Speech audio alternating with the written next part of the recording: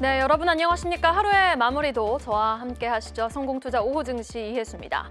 케빈 워시 차기 연준의장 후보 지명 여파가 1월 단기 급등했던 국내 증시에 큰 조정의 명분이 되고 있는 하루인데요. 타 아시아권 대비해서도 더욱더 강렬한 조정을 받고 있는 2월의 첫 거래일 국내 증시. 자, 마감 30분 전입니다. 포인트 3개로 오늘 장을 정리해보죠. 먼저 포인트 1, 케빈 워시 리스크, 올해 첫 코스피 매도 사이드카 발동이 되겠습니다. 12시 31분이었습니다. 코스피 200 선물이 5% 넘게 1분간 하락하며 올해 첫 매도 사이드카 발동으로 한 달의 첫 거래일을 시작하고 있는 우리 증시. 주말 뉴욕 증시 어땠습니까? 차기 연준의장 지명자인 케빈 워시 전 이사의 정책 기조가 금융시장에 불리하다라는 전망이 확산됐죠. 연준 이사 시절 양적 완화, QE 반대 인물이었다라는 성향이 부각되면서 금, 은, 비트코인, AI 관련주 같이 그동안 유동성, 확장성의 개인에 급등했던 자산에 패닉셀 흐름이 거세게 나왔습니다. 여기에다가 미국 연방정부의 부분 셧다운, 또 한미 관세 협상 합의 불발도 급등했던 국내 증시엔 더욱더 불리하게 작용하면서 오늘 코스피는 단기 급등했던 반도체주를 중심으로 외국인 대량 순매도가 나오면서 5,000포인트를 하회하고 있습니다. 자, 포인트 2, 개인 거래소 5조 이상 매수가 되겠습니다. 외인의 매도 폭탄을 개인이 온몸으로 받아내주고 있는 시장입니다. 우리는 이런 하락장 속에서도 개인의 유동성 힘을 확인하고 있는 건데요. 시초가부터 외국인의 1조 원 넘는 매도 쓰나미를 개인이 받아냈던 형국이었죠. 개인들의 한국거래소 넥스트레이드 합산 코스피 순매수 규모는 5조 원을 돌파. 바로 지난주까지만 해도 낙관과 희망이 넘쳐 있었던 주식시장이 이렇게 하루 만에 5% 가까이 과도하게 빠지니 패닉셀링 분위기는 조성되고 있지만 그 국내 증시 동력 훼손된 건 아무것도 없습니다. 이익 모멘텀, 또 주요국 기업 대비 저평가, 여기에다가 고객 예탁금 103조 원대를 유지하고 있는 유동성 장세까지. 제2의 동학개미 운동, 부디 이번에는 우리 개인분들이 승기를 잡길 바라봅니다. 자, 포인트 3, 오늘 우리는 떨어지는 칼날을 잡아야 하는 날일까요? 모건 스탠리의 숀 킴 리포트가 우리에게 고민을 던지고 있습니다. 3년 전이었습니다. Winter is coming이라는 리포트를 내놓으며 반도체 저승상자라는 별명까지 가져간 모건 스탠리의 숀 킴 애널리스트가 주말 사이 반도체 디램 가격 상승을 이유로 전자닉스의 이익 전망치를 높여잡았죠. SK하이닉스 올해 영업이익 1월에 내다봤던 148조 원보다 30조 높은 179조 원을 전망했습니다. 그런데 오늘 전자닉스 외국계 매도 창고 1위엔 모건 스탠리가 이름을 올리고 있는 이 현상. 우리는 어떻게 해석을 하고 반도체주 어떻게 대응 전략을 모색해 봐야 되는 걸까요? 잠시 후 고민해 보겠습니다.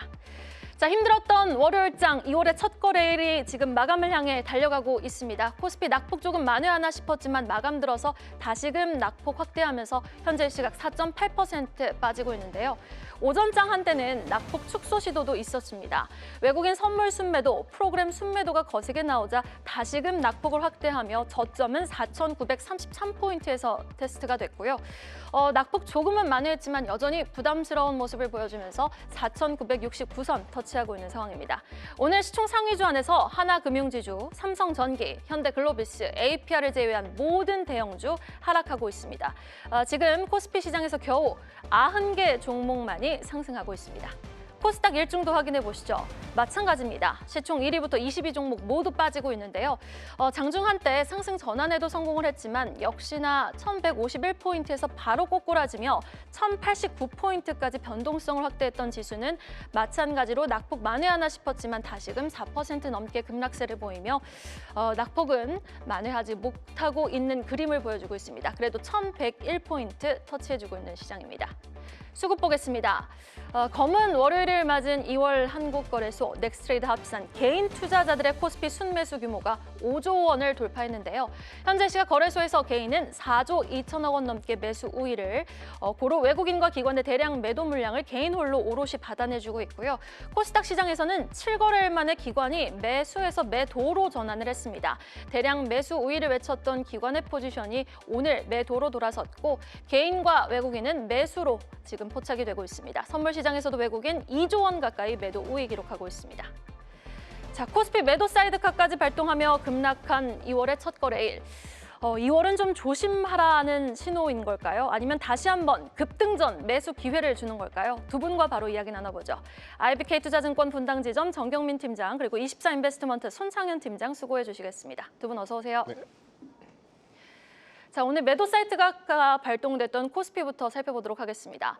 이 외국인 매도 폭탄에 개인이 이례적으로 거래소에서 넥스트레이드 합산 5조 원 이상의 매수 규모를 보여주고 있지만 지수가 이렇게 갑자기 빠지니까 무서운 건 사실인 것 같아요. 그런데 오늘의 하락을 기회로 삼아 봐야 되는 걸까요? 아니면 2월 한 달간은 조금 리스크 관리가 필요한 걸까요? 정경민 팀장님. 약간의 속도 조절은 나올 수밖에 없는 그런 상황이지 않았나 좀 생각이 듭니다만 저는 근본적으로 시장에 변곡이 생긴 건 아니라고 좀 생각을 하고 있습니다. 속도 조절에 좀 명분이 좀 필요했었던 것이고 어떻게 보면 좀 넘어진 김에 좀 쉬어가는 이제 그런 상황이 아닌가 이렇게 판단하고 있어요.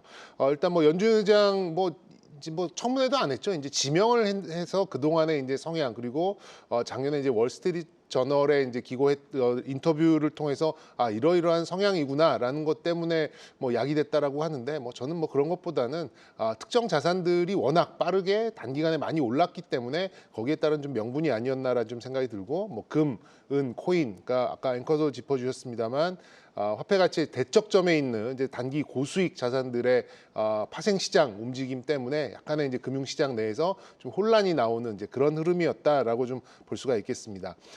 노이즈로 작동될 만한 시기와 요인은 어느 정도 수긍이 좀 된 것 같아요. 하지만 코스피의 대세라고 볼 수 있는 반도체, 자동차 그리고 조방원 이런 쪽의 전망에는 전혀 무관한 사안이라고 좀 생각이 들고 코스닥의 어떤 수급에 있어서도 밀려오던 그런 수급에 있어서도 이제 잠깐의 그 현실 자각 타임, 소위 말하는 현타가 온 것뿐이지 여기에 크나큰 이제 그런 좀 변곡으로 좀 가는 이제 그런 상황도 아닌 것 같고요.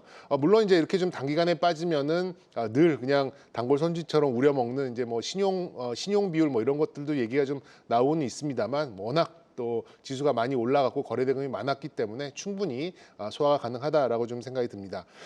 단기간에 많이 오르긴 했습니다만 코스피의 밸류는 건전한 걸 넘어서서 아직도 제값을 받으려면 멀지 않았나. 그리고 오늘 삼성전자 리포트 200조가 넘는 영업이익이 나올 수 있겠다라는 그런 전망도 있었잖아요. 그만큼 그게 나오고 안 나오고가 중요한 게 아니라 이런 반도체의 위가 그 실적이 어느 만큼 열려 있는지가 가늠이 안 되는 이런 상황에서 일단 이 수급적인 이제 그런 마디가 하나 생기는 이런 상황에서 시각을 꺾어버릴 이유는 없다라는 생각을 좀 가져가고 있고요. 모르겠습니다. 워시 지명자의 성향이 정말 그대로 갈지는 좀 모르겠습니다만 S&P 500을 2배 보내겠다는 트럼프 대통령의 그런 의지가 과연 이 지명자의 성향 인터뷰했던 것만으로 이렇게 확 꺾여 내려가고 또 불협화음을 낼 것 같지는 않다라는 좀 생각이 좀 많이 들어요. 그래서 친시장적인 인물이면 인물이었지 시장에 반기를 들 것 같지는 않다라는 생각이 들었습니다. 한 번 정도 좀 조정이 좀 필요하다라는 생각이 좀 들었습니다만 좀 가파른 조정에 다들 좀 많이 놀라신 것 같은데 저는 설 연휴 전까지는 어느 정도 시장이 좀 안정을 찾고 다시금 좀 방향성을 찾을 가능성이 좀 높기 때문에 그동안 좀 편입하지 못하셨던 분들은 오늘처럼 5조까지는 아니더라도 서서히 좀 매수에 동참하시는 그런 흐름이 필요하지 않을까 다시 한번 말씀드리고 싶습니다. 시장의 우려는 과도하다. 설 전에 우리 시장 안정을 찾을 수 있으니 하락시마다 매수 관점 유효하다라는 의견 제시해 주셨습니다. 코스닥으로 넘어가 보죠. ETF 시장 화랑에 끊이지 않고 유입됐던 개인의 자금도 오늘은 주춤하면서 기관의 코스닥을 향한 대량 매수도 7거래일 만에 매도로 전환. 코스닥 지수는 4.4% 넘게 하락세를 좀 지속하고 있습니다. 자, 시총 1위로 등극한 에코프로마저 하락 전환했거든요. 글쎄요, 지수 종목도 모두 빠지고 있는데 오늘 좀 ETF를 담는 날입니까? 아니면은 오늘 좀 관망을 해야 되는 날입니까? 손창현 팀장님. 제가 봤을 때 이제 수익을 많이 좀 챙기시고 싶은 분들이라고 하면 지수보다는 이제 종목적으로 분할적인 매수를 하는 게 좋을 것 같고요. 앞에서 팀장님께서 얘기해 주셨지만 이게 제가 봤을 때도 그렇습니다. 단기적으로 많이 올랐기 때문에 조정이 나온다라고 좀 볼 수가 있을 것 같아요. 그래서 코스닥이 5년간 가장 높은 상승률을 기록했었던 게 저번 달 1월이었습니다. 24%가 상승을 했고요. 그렇기 때문에 당연히 이제 조정이 나오는 그런 흐름이다라고 보시면 될 것 같은데 여기에 연준 의장 관련된 부분, 달러와 가치 상승, 엔비디아, 오픈 AI 쪽의 투자 지연 이런 쪽이 한꺼번에 다 몰리면서 어떻게 보면 명분을 좀 만들었다라고 생각을 해볼 수 있을 것 같아요. 그런 점에서 제가 봤을 때는 실적이 지금 뒷받침이 되고 있는 쪽은 되레 지금 시점에서는 좀 관심을 가지실 필요가 있는 시점이다라고 좀 볼 수 있을 것 같고요. 그 중에서도 이제 코스닥 쪽 관련돼서 외국인들이 점차 매수를 하고 있다는 건 제가 봤을 땐 중요한 시그널이라고 좀 볼 수 있을 것 같습니다. 7일 동안 기관들이 매수를 했고 외국인들은 그렇게 매수를 많이 안 했거든요. 하지만 오늘 기관이 매도를 함에도 불구하고 외국인이 매수를 하고 있다는 건 어떻게 보면 포트에 공백이 난 부분을 외국인이 채워나가는 그런 모습들로 좀 말씀을 드릴 수 있을 것 같기 때문에 그런 점에서 제가 봤을 때는 시장에 대한 우려는 기후에 좀 불가할 가능성이 높다. 그리고 2월부터는 본격적인 실적 장세가 좀 이어질 가능성이 높기 때문에 실적을 기반으로 한 종목들은 여전히 뭐 단기적으로 낙폭이 크다라고 보면 매수할 수 있는 관점으로 좀 보셔야 될 필요가 있지 않을까. 그리고 제가 보고 있는 부분은 코스피가 단기적으로 더 많이 올랐기 때문에 그런 관점에서 코스닥에 대한 관심도를 조금 더 집중을 할 필요가 있다라고 좀 보고 있어서 시장은 코스피에서 코스닥 그리고 대형주에서 중소형주 단으로 관심 있게 좀 보실 필요가 있지 않을까 그렇게 좀 봐야 될 것 같습니다.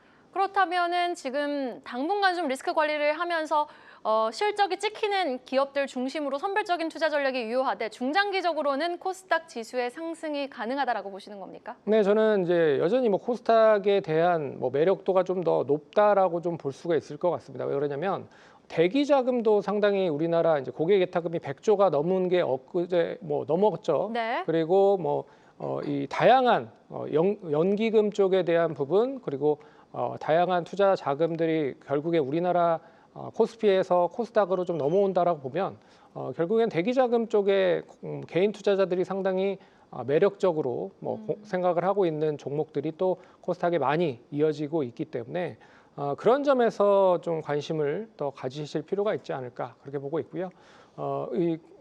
그런 점에서 코스피보다 코스닥이 더 매력적인 상황이 아닐까라고 생각을 해봐야 될 것 같습니다.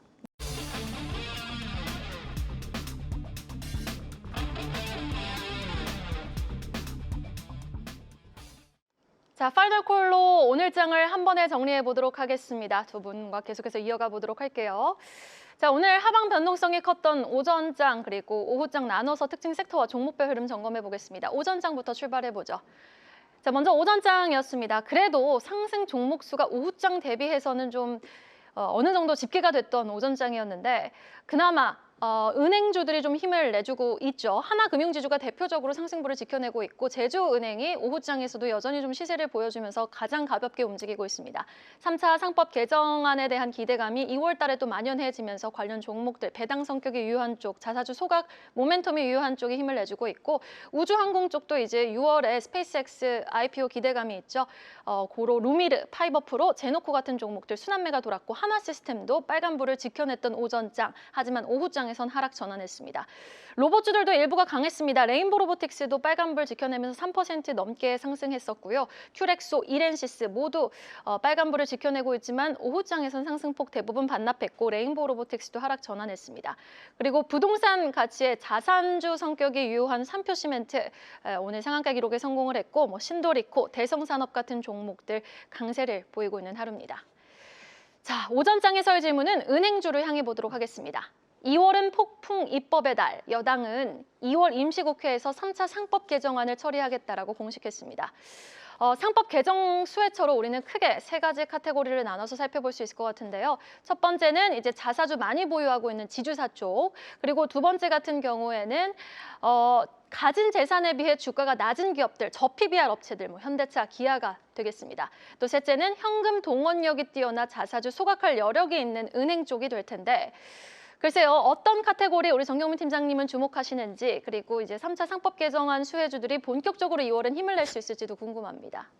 뭐 개인적인 직관적으로는 저 이렇게 반짝반짝 빛을 내는 자산주 쪽이 좀 가고는 있습니다만 저는 뭐 금융지주 쪽 한번 좀 체크해 볼 필요는 있다라는 좀 생각이 들어요. 뭐 재료가 좀 여러 가지 많이 있는 이제 그런 상황이기도 하고 좀 무겁게 움직입니다만 뭐 시장 대비 좀 방어적인 그런 성격도 갖고 있기 때문에 뭐 금융지주 쪽, 뭐 소위 말하는 은행주들 조금 체크를 해보도록 하겠습니다.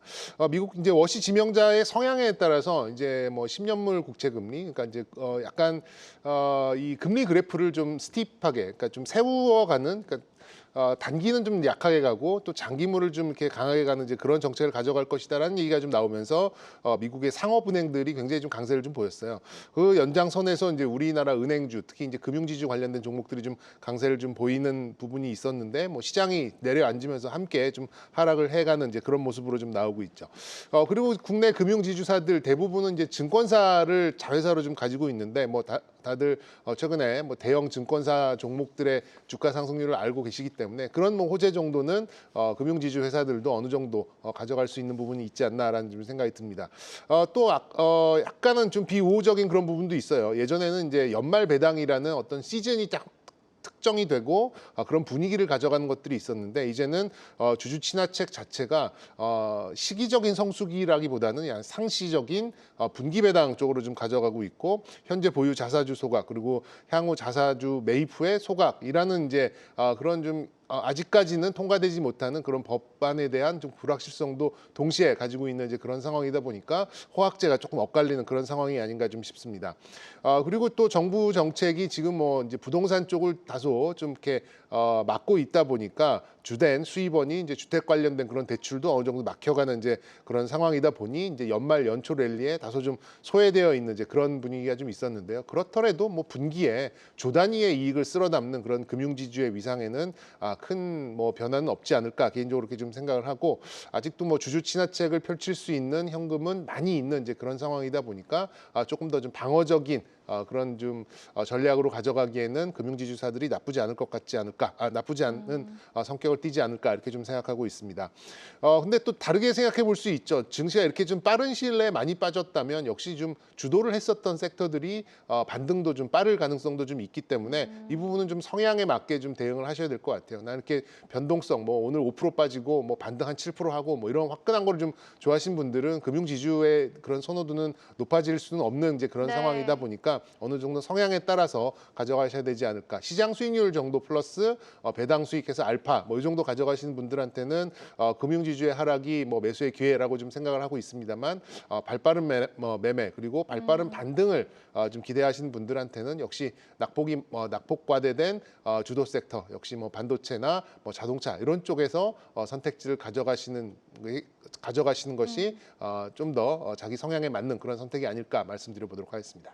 이런 강세장에서는 조정을 받을 때 세게 지금 조정을 받고 있는 주도주를 하락시 매수 관점으로 보는 게 조금 더 현명하지 않을까라는 의견 제시해 주셨는데 그러면 정경민 팀장님의 투자 성향상 오늘 반도체주를 담으시겠습니까? 네, 저는 뭐 은행주도 물론 뭐 좋긴 합니다만 저 개인적으로는 역시 뭐 삼성전자나 하이닉스의 낙폭을 보고 어느 정도 뭐 하다못해 5% 빠지면 5주를 사고 9%가 빠지면 9주를 사는 한이 있더라도 네. 어느 정도 좀 하락에 대응을 하는 주도주에 대응을 하는 게 조금 더 정수에 가깝지 않을까 이렇게 좀 생각해 보도록 하겠습니다. 네, 주도주에 대응하는 것이 정수이다라는 의견으로 마무리해 주셨습니다. 이어서 5장으로 넘어가 보겠습니다.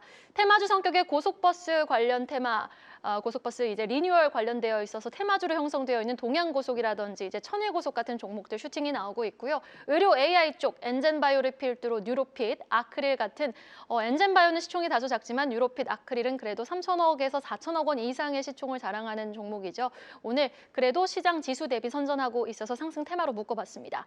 반면 크게 낙폭을 확대하고 있는 거는 시총 상위 반도체주 삼성전자, SK하이닉스, 오늘 뭐 하이닉스 7에서 8% 넘게 급락하고 있고요. SK 스퀘어도 11% 넘게 빠지는 가운데 반도체 소부장 쪽에서는 코스닥 시총 상위에 위치한 리노공업에 지금 10% 넘는 급락세가 뚜렷하게 지금 포착되고 있습니다. 코스닥 시총 상위 종목 오늘 에코프로 BM, 알테오젠, 레인보우 로보틱스 모두 오후장에선 하락 전환했습니다. 오후장에서의 질문, 반도체를 향해 보겠습니다. 주말 사이 그래도 긍정적인 리포트가 많이 쏟아졌는데 오늘 이 페닉스를 보고 많은 분들 놀라셨을 것 같습니다. 그러나 늘 기회는 위기를 동반하면서 우리에게 나타나죠. 오늘 지금 정경민 팀장님은 반도체를 사신다고 말씀하셨어요. 손상현 팀장님도 오늘 반도체를 사시겠습니까? 저도 사야겠죠. 예, 저도 삽니다. 왜냐하면 결국에는 앞에서도 팀장님께서 얘기해 주셨지만 많이 떨어진 종목이 결국엔 시장 올라가면 많이 올라갈 가능성이 높거든요. 그런 점에서 관심을 가지실 필요가 있을 것 같고 그리고 이제 보수적인 시각을 가지고 있는 IB 이까지 모건 스탠리까지 긍정적인 보고서를 내고 있다라는 거는 제가 봤을 때는 이 반도체 업황 구조적인 면에서 상당히 좀 긍정적으로 바뀌고 있다라고 생각을 하시면 될 것 같고, 우리나라 이제 수출 데이터도 계속적으로 늘어나고 있는 상황이잖아요. 그런 점도 관심을 가지실 필요가 있다. 그러면 대형주를 사야 되느냐, 중소형주를 사야 되느냐 고민이 많으실 것 같습니다. 근데 삼성전자와 SK하이닉스도 많이 빠지고 있지만 중소형주들이 더 많이 빠지고 있거든요. 그리고 작년 8월부터 시작을 해서 삼성전자가 178% 상승을 했고 SK하이닉스가 268%가 상승을 했습니다. 그러면 반도체 소부장단의 종목 중에 과연 이 두 종목보다 먼저 더 아웃퍼폼한 종목이 몇 개나 있냐 찾아보면 몇 개 종목이 없습니다. 그런 점에서 낙수 효과를 그대로 받을 가능성이 상당히 높고, 그리고 코스닥에 대한 활성화 정책이 본격적으로 발현된다고 보면 결국에는 이쪽에 대한 낙수 효과를 지닐 수 있는 소부장단 종목들 다시 한번 관심을 가지실 필요가 있다라고 좀 보고 있어서, 제가 봤을 때는 저는 이제 저의 성향이라고 보면 좀 어떻게 보면 좀 화끈한 수익을 좀 챙기는 그런 전략으로 대응을 하고 있어서 대형주보다는 중소형주 단의 종목이 좀 좋을 것 같다. 그리고 오늘 그럼에도 불구하고 상당히 중소형 단에서 괜찮은 실적을 바탕으로 하고 상당히 시장 하락임에도 불구하고 상승을 하고 있는 종목이 있거든요. 뭐 증착 장비를 하고 있는 이제 주성 엔지니어링이라든지, 그리고 고압 어닐링 장비라고 하고 있는 ST 같은 종목들은 되레 이런 시장에서도 강세를 보이고 있다라는 점을 감안을 해보면, 제가 봤을 때는 많이 떨어진 종목들도 좋지만 버티고 있는 종목들도 시장에 좀 상당히 좀 아웃퍼폼할 가능성이 높은 기업으로 보셔야 될 것 같다. 그렇게 좀 정리를 해보도록 하겠습니다. 네, 반도체 소부장주 쪽에서 조금 더 아웃퍼폼한 수익률을 기대해 볼 수 있겠다라면서 이제 코스닥 중소형주 위주의 반도체 쪽 주목해보자라고 말씀해 주셨습니다. 3시 24분입니다. 힘드셨을 것 같습니다. 월요일장 이제 동시효과 상황으로 진입을 해볼 텐데요. 양시장 여전히 낙폭 만회하지 못하고 코스피는 5% 하락 마감 예상 4,958선에서 마감 예상되고 있고요. 코스닥도 마찬가지로 4.4% 하락 마감이 예상되고 있습니다.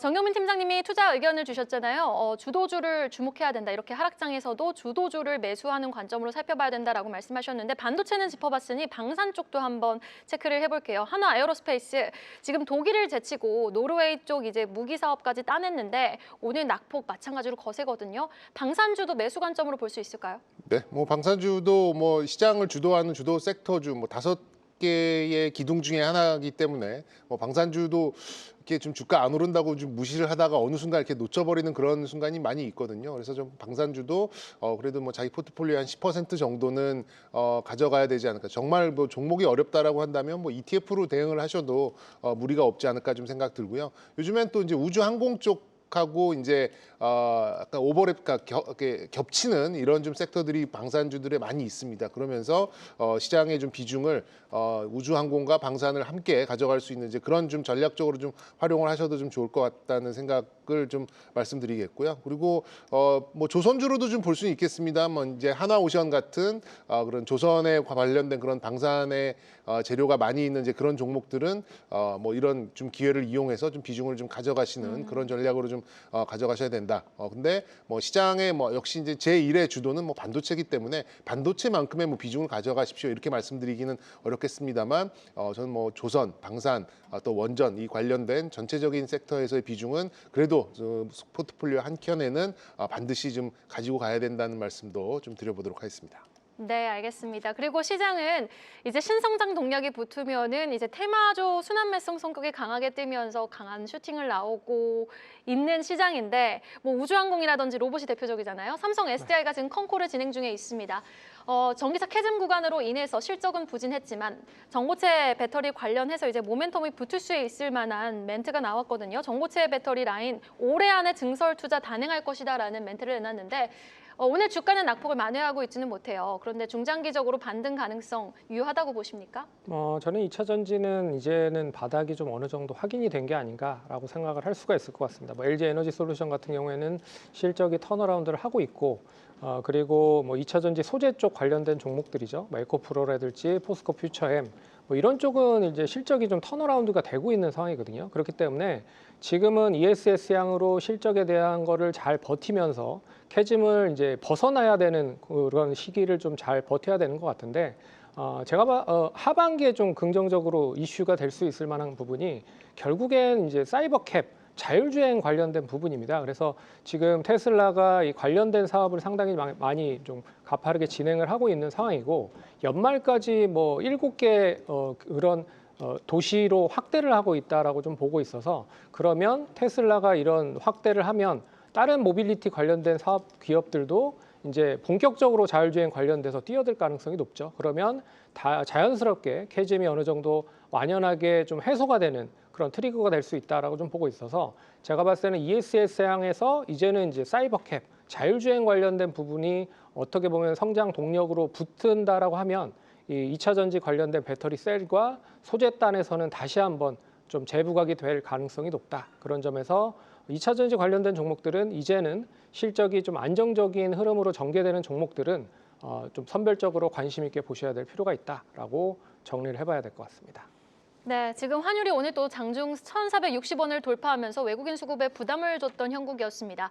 자, 외국인의 이 셀코리아 언제까지 지속될지 환율이 잡힐 줄 알았는데 또 이제 달러가 요동치면서 이런 흐름을 보이는 것 같은데 외국인 달러가 잡혀야 좀 돌아오겠죠, 정경민 팀장님? 네, 뭐 이게 뭐 늘 이제 닭이 먼저냐 달걀이 먼저냐 이제 이런 논리로 좀 될 수 있는데 어쨌든 좀 환율의 압박, 프로그램 매도를 불러올 수밖에 없는 이제 그런 상황이고요. 이건 뭐 미국 시장을 떠나서 뭐 금이나 은 같은 그런 다른 이제 자산 시장에서 어느 정도 좀 안정이 돼야지만 환율이 안정되고 그러면서 이제 외국인들도 변동성이 줄어든 우리나라 시장에 다시금 좀 매수로 좀 작용하지 않을까라는 생각이 드는데 뭐 이렇게 좀 단기적인 그런 마찰이 좀 나오더라도 뭐 이렇게 좀 일각에서 또 뭐 1,400 후반, 1,500원 갈 것이다. 뭐 이렇게 좀 베팅을 하고 좀 전망을 하기보다는 1,450원을 기준으로 위아래 어느 정도 좀 변동을 가져가면서 상향 평준화될 가능성에 조금 더 좀 그런 좀 시각으로 바라보시는 게 어떨까라는 생각이 들고요. 그리고 뭐 물론 이제 외국인들이 굉장히 큰 비중은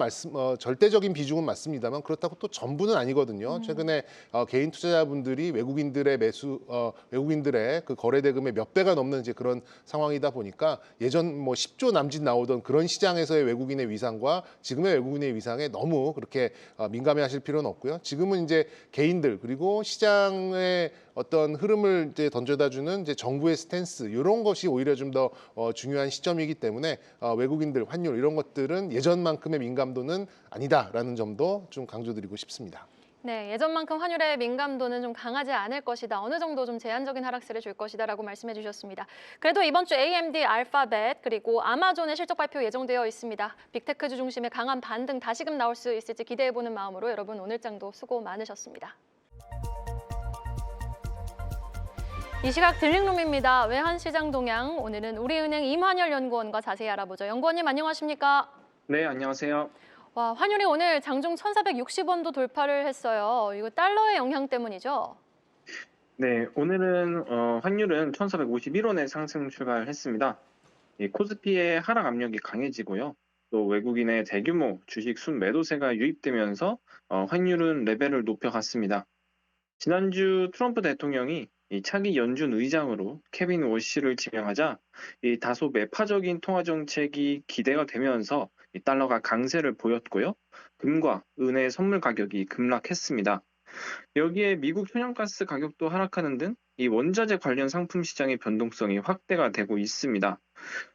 또 금융시장 변동성이 커진 틈을 타서 그간 많이 올랐던 이 코스피에 대한 외국인의 매도세가 집중되고 있는 것도 환율의 상승 배경이 되었습니다. 그 결과 이 원화에 대한 매도세가 같이 나오면서 환율은 1,460원대로 진입했습니다. 오늘 밤에는 미국의 1월 ISM 제조업 지수가 발표가 됩니다. 위험 자산에 대한 선호 심리가 둔화가 된 상황이 반전될지 여부에 주목을 해야겠습니다.